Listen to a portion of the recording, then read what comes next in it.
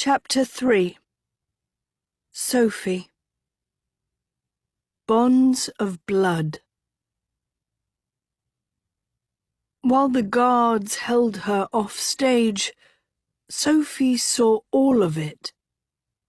The snake becoming the lion's liege, Rian's brother unmasked, Lion's Mane declaring war on the Storian, the people of the woods cheering on two frauds. But Sophie's mind wasn't on King Rian or his snake-eyed twin. Her mind was on someone else, the only person who mattered to her right now. Agatha. Even with Tedros set to die, at least she knew where he was. In the dungeons, still alive, and as long as he was alive there was hope.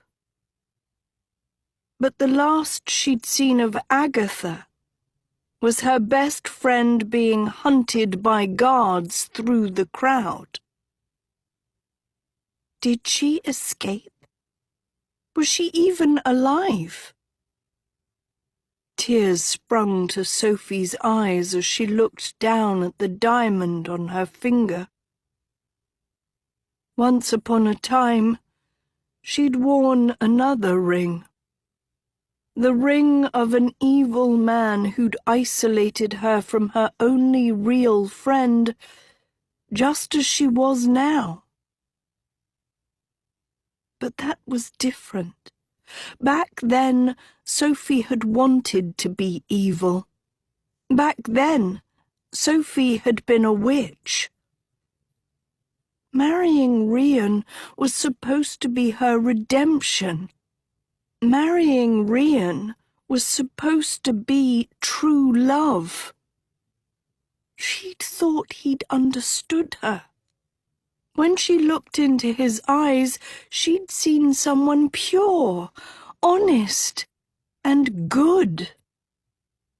Someone who acknowledged the shades of evil in her heart and loved her for them like Agatha did. He was gorgeous, too, of course, but it wasn't his looks that made her take his ring. It was the way he looked at her. The same way Tedros looked at Agatha, as if he could only be complete by having her love. 2 by 2 and 4 best friends. It was the perfect ending. Teddy with Aggie, Sophie with Rian. But Agatha had warned her. If there's one thing I know, Sophie, it's that you and I don't get to have perfect endings. She'd been right, of course. Agatha was the only person Sophie ever truly loved. She'd taken for granted that she and Aggie would be in each other's lives forever, that their ending was safe. But they were far away from that ending now, with no way back. 4 guards grabbed Sophie from behind and yanked her into the blue tower, their bodies reeking of onions and cider and sweat beneath their armor, their filthy nails digging into her shoulder before she finally flung out both arms and shoved them away. "I wear the king's ring," Sophie seethed, smoothing her plunging pink dress. "So if you would like to retain your heads, I suggest you take your stultifying stench to the nearest baths and keep your grubby paws off me." One of the guards doffed his helmet, revealing sunburnt Wesley, the teenage pirate who'd tormented her in Jaunt Jolie. "King gave us orders to take you to the map room," Don't trust you to get there on your own, case you run like that wench Agatha did." He sneered, flashing a squalid set of teeth. "So either we walk you nicely, like we were doing, or we get you there a little less nice." The 3 other guards removed their helmets, and Sophie came face to face with the pirate Thiago, blood-red carvings around his eyes, a black boy with the name Aaron tattooed in fire on his neck, and a supremely muscular girl with shorn dark hair, piercings in her cheeks, and a lecherous glare. "Your choice, Whiskey Woo," growled the girl. Sophie let them drag her. As they goaded her through the Blue Tower rotunda, she saw a cadre of 50 workers repainting columns with fresh lion crests, refurbishing marble floors with lion insignias in each tile, replacing the broken chandelier with one dangling 1,000 tiny lion heads, and switching out frayed blue chairs with spruced-up seats, the cushions embroidered with golden lions. All remnants of King Arthur were similarly replaced, every tarnished bust and statue of the old king usurped with a buffed one of the new. Sun sifted through the curtains, setting the circular foyer aglow, the light dancing off the new paint and polished gems. Sophie noticed 3 skeletal women with identical faces moving across the room in matching silk lavender robes. They handed each worker a satchel that clinked with coins. The 3 sisters, gliding as one unit with imperious stiffness, as if they were the queens of the castle. The women saw Sophie watching them and gave her a simpering smile, bobbing together in a tight curtsy. There was something off about them, Sophie thought. Not just their fake monkey grins and that bungled bow, like they were freak show clones, but the fact that under those clean pastel robes, they weren't wearing any shoes. As the women continued to pay workers, Sophie peered at their grimy, bare feet that looked like they belonged to chimney sweeps, not ladies of Camelot. No doubt about it, something was definitely off. "I thought Camelot had no money," Sophie said to the guards. "How are we paying for all this?" "Biba, say we cut her brain open, what we gonna find?" Thiago asked the girl pirate. "Worms," said Biba. "Rocks," countered Wesley. "Cats," offered Aaron. The others looked at him.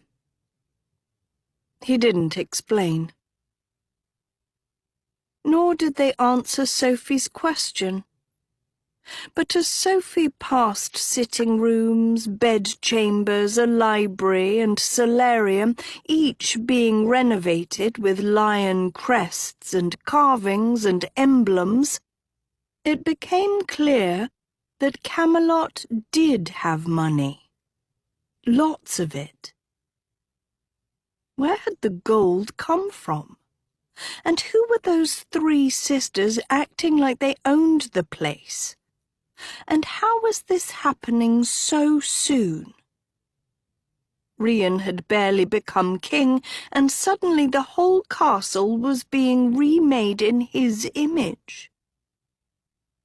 It didn't make any sense.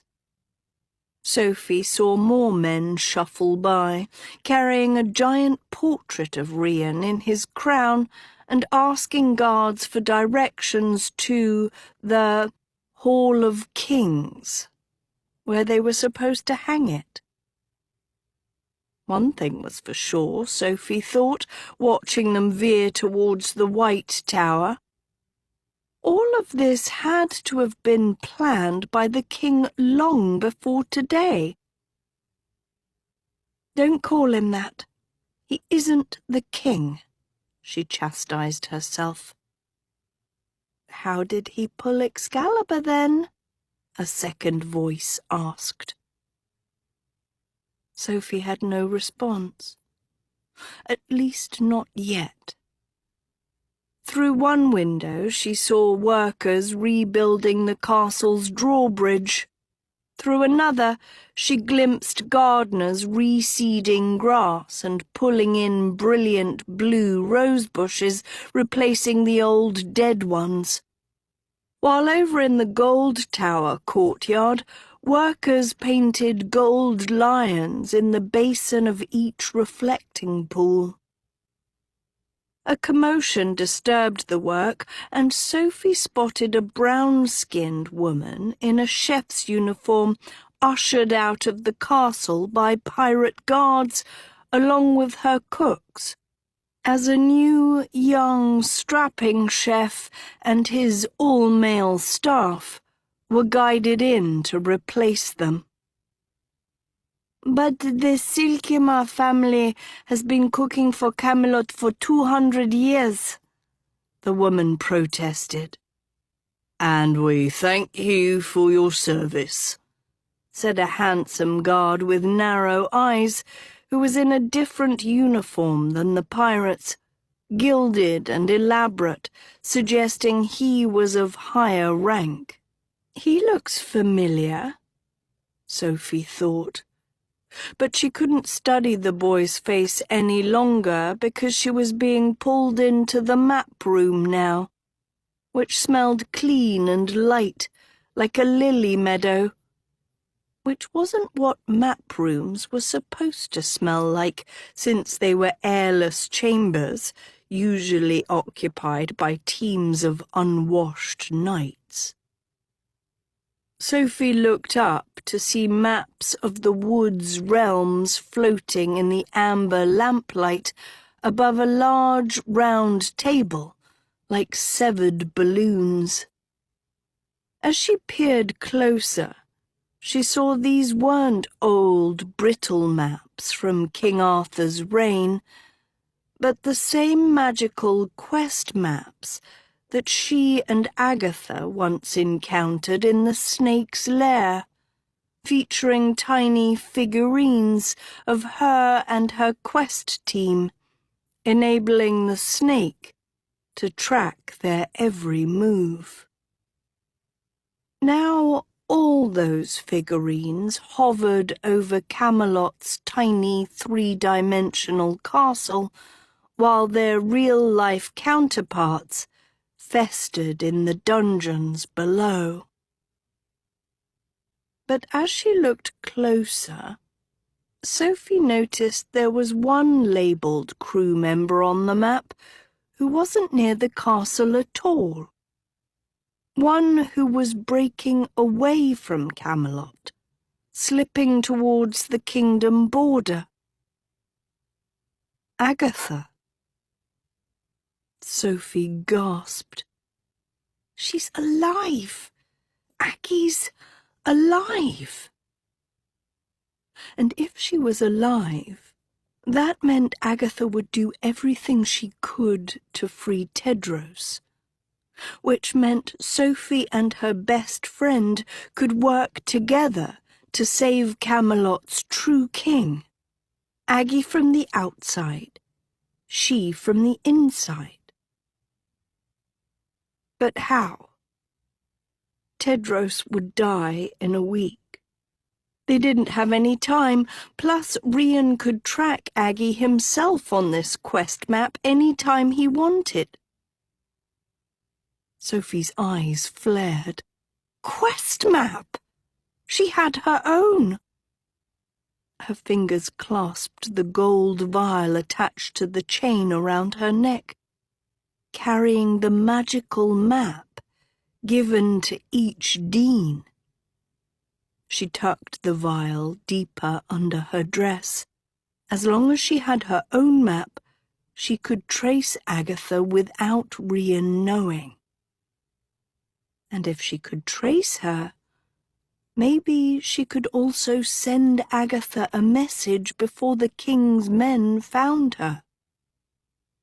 Hope flooded through her, drowning out fear. But then Sophie noticed the rest of the room. 5 maids with white lace dresses that covered every inch of their skin, and wide white bonnets on their heads, were fanned around the table, silent and still like statues, their heads bowed so she couldn't see their faces, each holding a leather-bound book in her outstretched palms. Sophie moved closer, noticing that the books were labelled with the names of her and Rian's wedding events. Blessing, Procession, Circus of Talents, Feast of Lights, Wedding. She stared at a slim maid holding the book marked Procession. The girl kept her head down. Sophie flipped through the book while the girl held it, the pages filled with sketches of carriage options and animal breeds and outfit possibilities that she and Rian could use for the town parade, where the king and new queen would have a chance to meet the people up close. Would they ride in a glass carriage pulled by horses? On a gold and blue flying carpet? Or together atop an elephant? Sophie shifted to the maid with the Circus of Talents book and scanned through stage designs and curtain choices and decorations for a show where the best talents from the various kingdoms would perform for the betrothed couple. Then she moved to the book branded Feast of Lights and perused dozens of bouquets and linens and candelabras for a midnight dinner. All Sophie had to do was point a finger and pick from these books, filled with everything she needed for the wedding of her dreams. A wedding bigger than life to a storybook prince.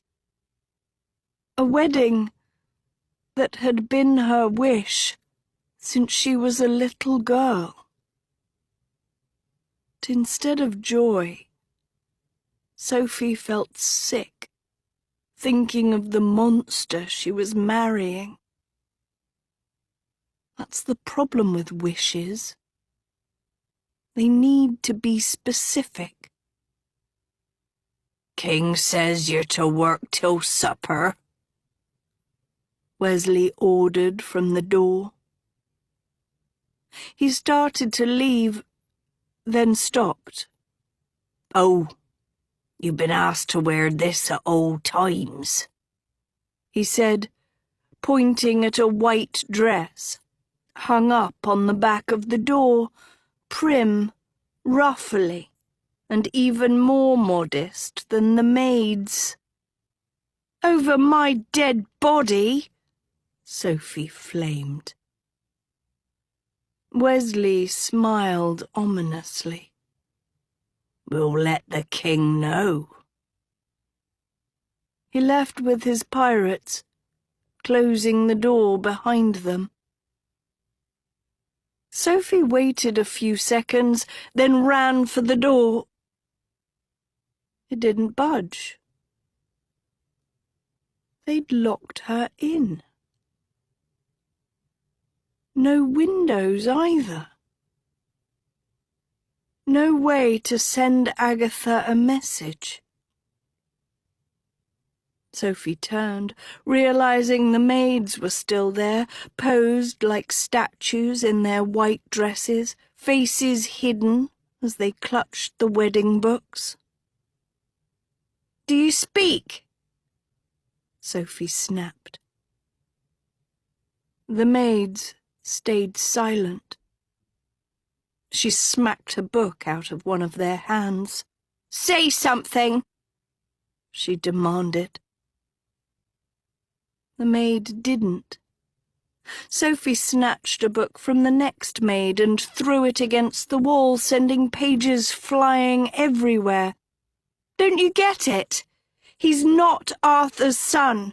He's not the real king, and his brother is the snake that attacked kingdoms and killed people. Rian pretended his brother was the enemy so he could look like a hero and become king. Now they're going to kill Tedros. They're going to kill the true king." Only one of the maids flinched. "They're savages! They're murderers!" Sophie shouted. None of them moved. Furious, Sophie swiped more of the books and tore pages apart, ripping out the bindings.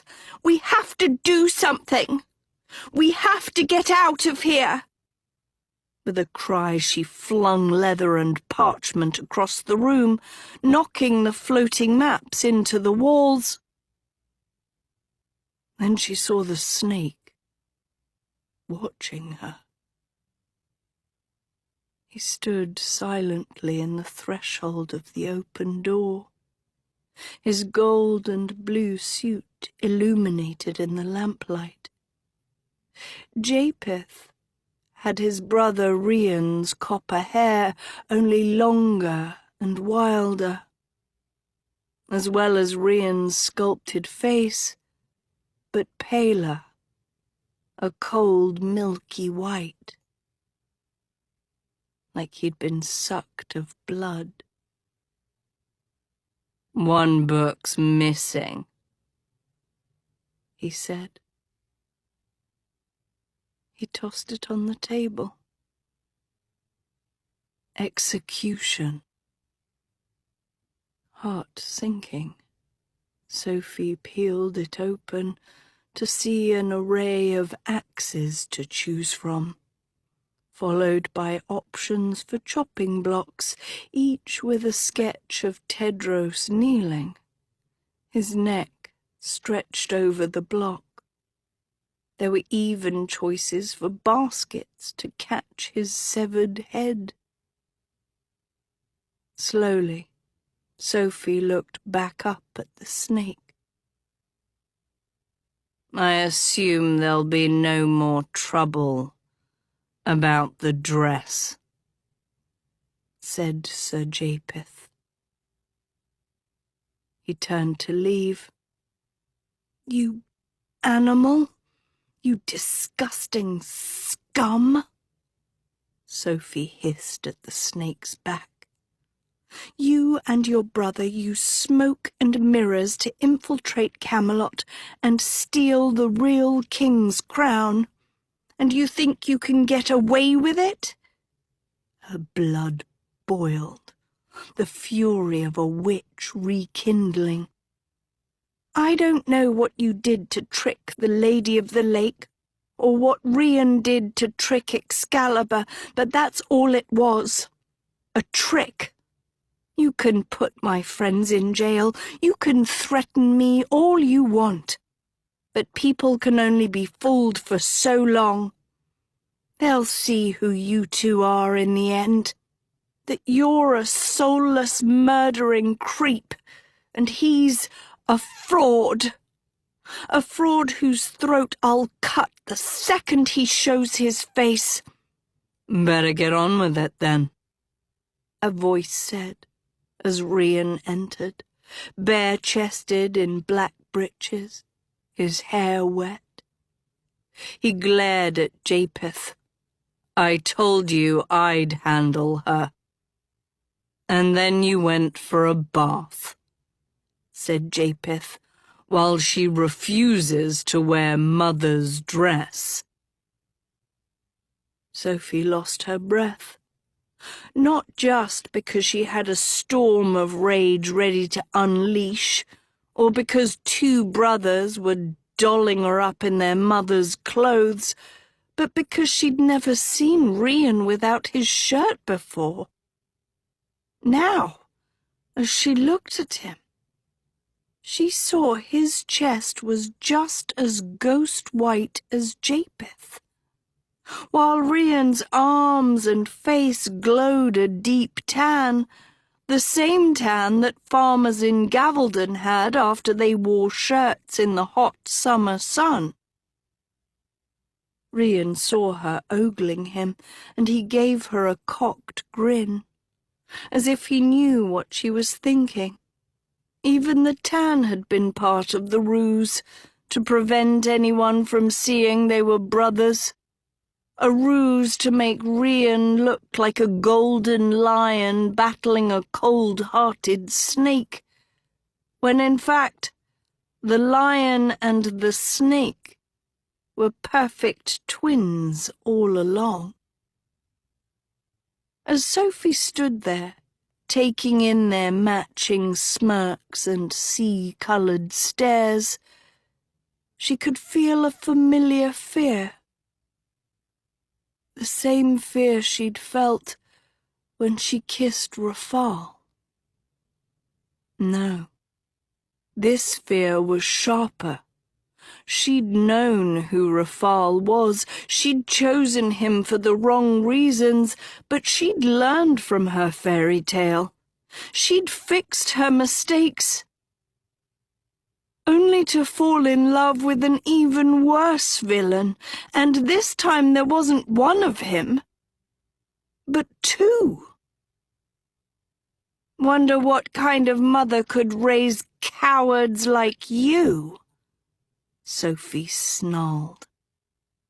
"Talk about my mother, and I'll rip out your heart." The snake spewed, launching for her. Rian held him back. "Last time.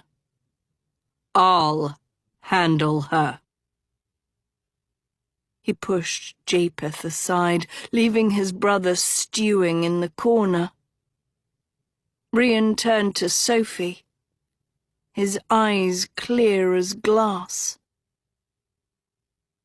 "You think we're the cowards? You were the one who said Tedros was a bad king. In fact, during the carriage ride to recruit the armies, you said I could do better, that you could do better. And here you are, acting as if you stood by your dear Teddy all along." Sophie bared her teeth. "You set Tedros up. The snake was your brother. You lied to me, you cockroach." "No," the king slashed, hardening. "I didn't lie. I never lied. Every single word has been the truth. I saved kingdoms from a snake, didn't I? I pulled Excalibur from its stone. I passed my father's test, and for that I am king. Not that fool who failed his test again and again and again. Those are the facts. That speech I gave to the army in Camelot Hall, all of that was true too. It did take a snake to bring forth the real Lion of Camelot. You loved me, when I spoke those words then. You wanted to marry me. I thought you were talking about Tedros, Sophie screamed. I thought he was the real lion. Another lie. In the carriage ride I told you that Tedros had failed, that he'd lost the war for people's hearts, that a real lion would have known how to win. You heard me, Sophie, even if you don't want to admit it. It's why you fell in love with me. And now that everything I said would happen has indeed happened, you act as if I'm a villain because it isn't exactly like you imagined. That's cowardly. I loved you because you pledged your loyalty to Tedros and Agatha, Sophie fought. I loved you because I thought you were a hero, because you pretended to love me back. Again, a lie. I never made such a pledge, and I never said I loved you, nor did you ask if I did, said the king, moving towards her. I have my brother. I have the bond of blood which is forever. Love, on the other hand, is a figment. Look at what it did to my father, to Tedros, to you. It made you foggy-eyed fools. So no, I don't love you, Sophie. You're my queen for a reason deeper than love. A reason that makes me willing to risk having you by my side, despite your sympathy for an imposter king. A reason that will bond us more than love. Bond? You think you and me can have a bond? Sophie said, recoiling from him, knocking into a maid. You're a two-faced lunatic. You had your brother attack people so you could ride in to save them. You put a sword to my spine. You imprisoned my friends. They're still alive. Be thankful for that, said Rian, cornering her. But right now, you've wedded your loyalty to the wrong king and the wrong queen. You're blinded by friendship. Agatha and Tedros are not meant to rule the woods. You and I are. And soon, you will understand why. Sophie tried to move, but he took her damp palm in his. In the meantime, if you behave, and as long as it's reasonable, he said, softening, the maids and cooks will grant any requests you have. Then I request Tedros be freed. Sophie spat at him. Rian paused. I said reasonable. Sophie ripped her hand away. If you are Arthur's son, as you say you are, then Tedros is your brother. Half-brother, said the king coldly. And who's to say that's true? Who's to say he's King Arthur's son at all? Sophie gaped at him. You can't just mold the truth to fit your lies. You think that Tedros shares our blood? Japheth piped from the corner. That whinging little tart. Unlikely. But maybe if you give Rian an extra kiss tonight, he'll poison the boy, instead of chopping off his head. He smiled at Sophie and flicked his tongue like a serpent. "Enough, Japheth," Rian groused. Sophie could see one of the maids shivering in the corner, head bowed. "I told the maids what you've done," Sophie fumed. "They'll tell the rest of the castle, they'll tell everyone, that you're no king, and that he's no liege, that your brother's the snake. All of them know." "Do they?" the snake asked, raising a brow at his brother. "Doubtful," said the lion, turning to Sophie. "These were Agatha's chambermaids, so their loyalty to me was questionable to begin with. Instead of letting them loose in the woods, I gave them the choice between a swift death and serving me and my brother, provided they endured one slight modification." Modification? Sophie couldn't see their faces, but the 5 maids appeared healthy. No missing limbs or marks on their skin. But then she saw the snake's eyes flash. That same insidious flash she'd witnessed whenever he'd done something especially evil. Sophie looked closer at the maid nearest to her. And then she saw it. A long, thin skim, sliding teasingly out of the maid's ear, eerie scales glinting in the lamplight, before it wedged right back in. Nausea coated Sophie's throat. "Whatever you've told them fell upon deaf ears," said Rian. "And given that Japheth promised to restore them to their original condition only once they proved their loyalty to the new king, I doubt they'd listen to you anyway." He raised his finger towards the maids, and the tip glowed bright gold. Responding to the signal, the maids quickly exited the room in a single file line. The same colour as Tedros's glow, Sophie thought, gazing at Rian's finger. But how?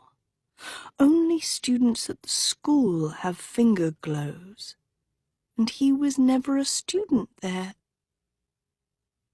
As the last maid shuffled through the door, head down, the king suddenly barred her path. It was the maid Sophie had seen shaking in the corner. There was one maid whose ears we left alone, however. One who we wanted to hear every word," said Rian, hand on the maid's neck. "One who required a different modification." He raised the maid's head.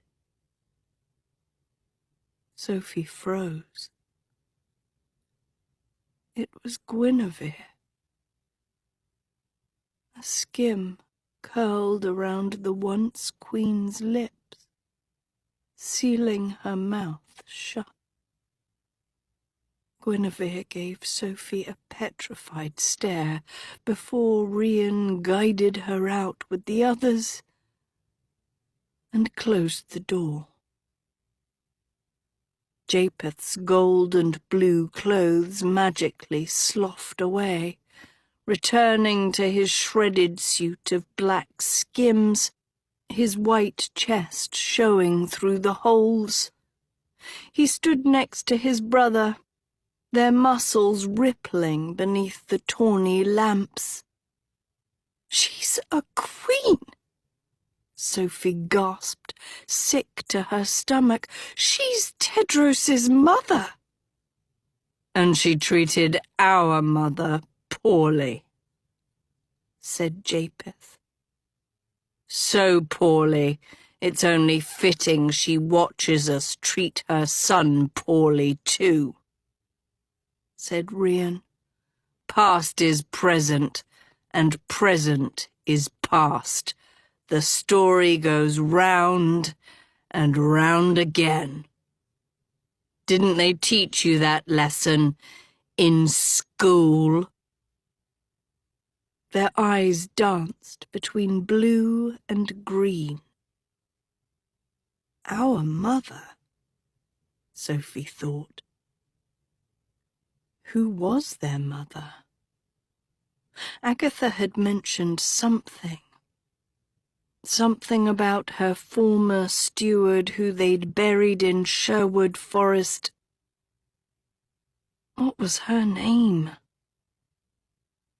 Sophie looked at the two boys watching her, with their twin torsos and reptile smiles. The new king and liege of Camelot. And suddenly she didn't care who their mother was. They'd jailed her friends, enslaved a real queen and tricked her into being a false one. They'd forced her best friend to run and condemned Sophie to live as a stooge of the enemy. Her, the greatest witch in the woods, who had nearly brought down the school for good and evil. Twice. And they thought she'd be their puppet. You forget that I'm evil, Sophie said to Rhian, her rage replaced by a chilly calm. I know how to kill, and I'll kill both of you without getting a spot of blood on my dress. So either you free me and my friends and return your crown to the rightful king, or you'll die here with your brother, squealing like whatever's left of his slimy eel. Every last skim tore off Japheth and slammed Sophie against the wall, binding her like a fly in a web, her palms over her head, with another skim strangling her throat, one gagging her mouth, and two turning lethal sharp, poised to gouge out her eyes. Wheezing in shock, Sophie saw Japheth leering at her, his skimless, naked form concealed by the table. How about this as a compromise?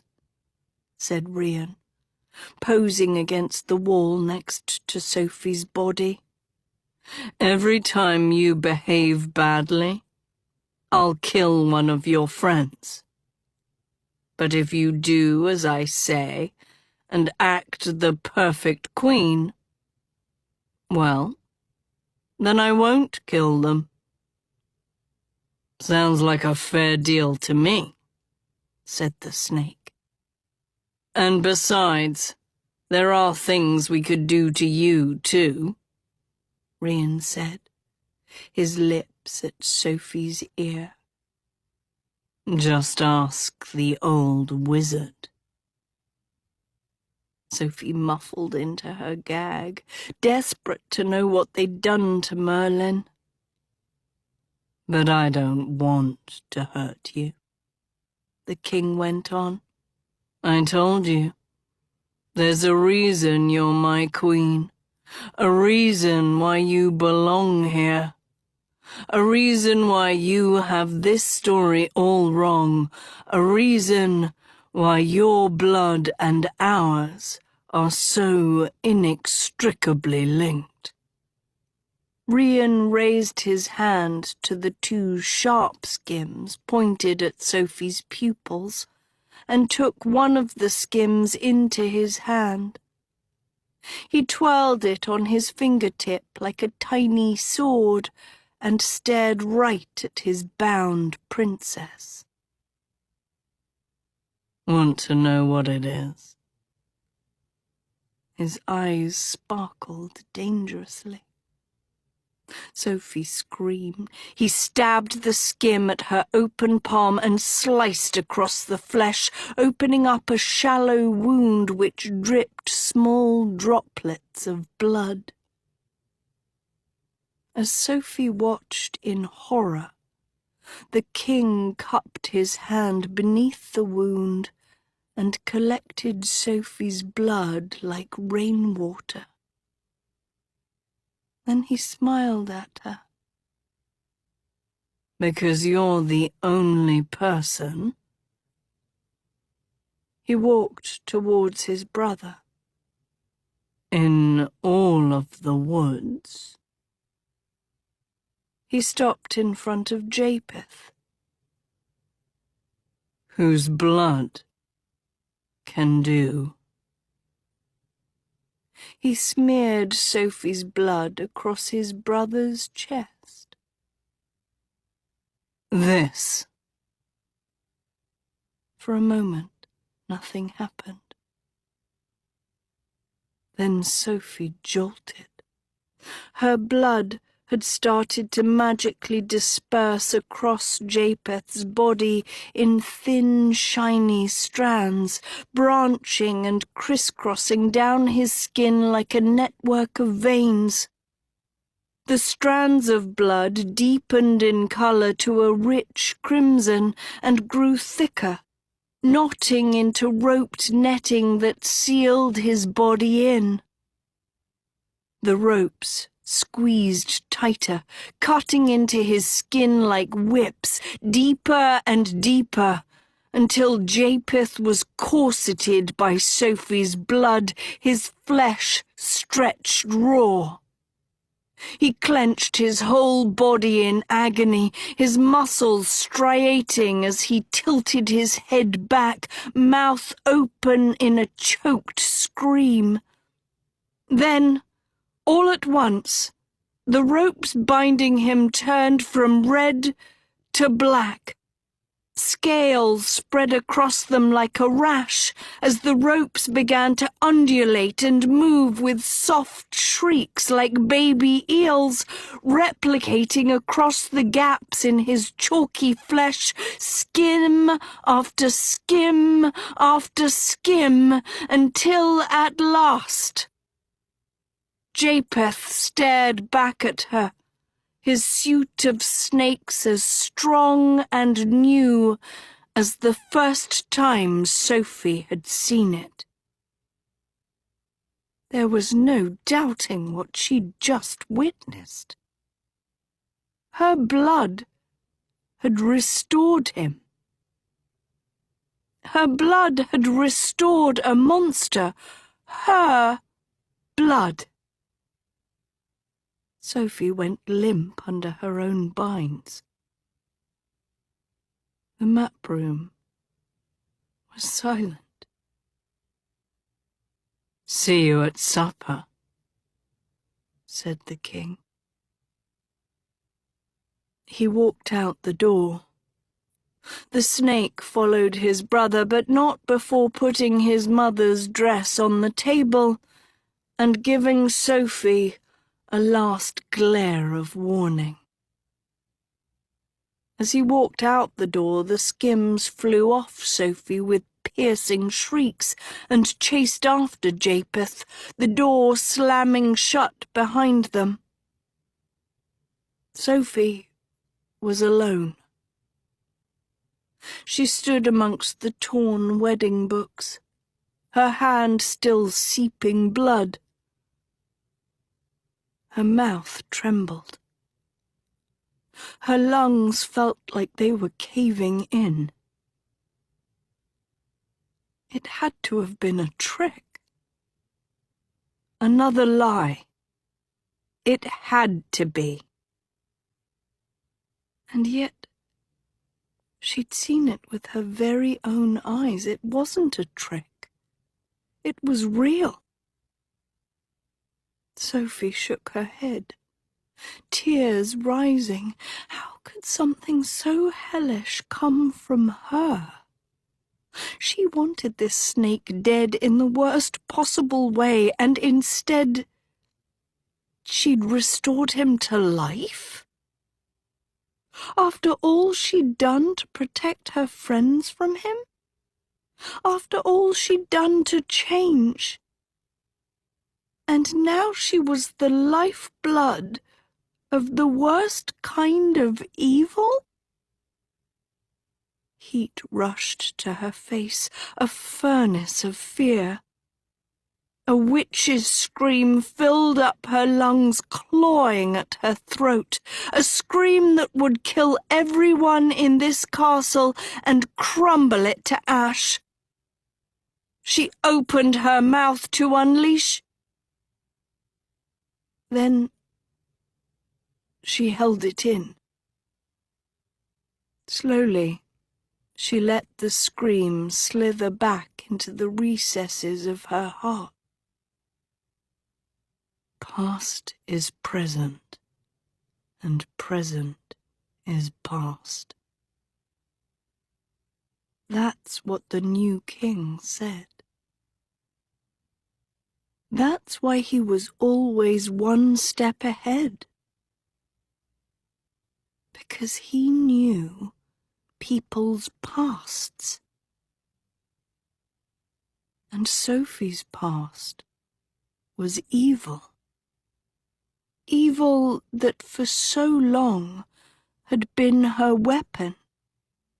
Evil that was the only way she knew how to fight back. But Rian was too smart for that. You can't beat evil with evil. Maybe to win a battle, but not the war. And no matter what, she would win this war. For Agatha, for Tedros, for her friends. But to win, she needed answers. She needed to know who the lion and the snake really were, and why her blood had melded magically with theirs. Until she found those answers, she'd have to bide her time. She'd have to be smart, and she'd have to be careful. Sophie gazed at the white dress on the table, her lips curling. Oh, yes.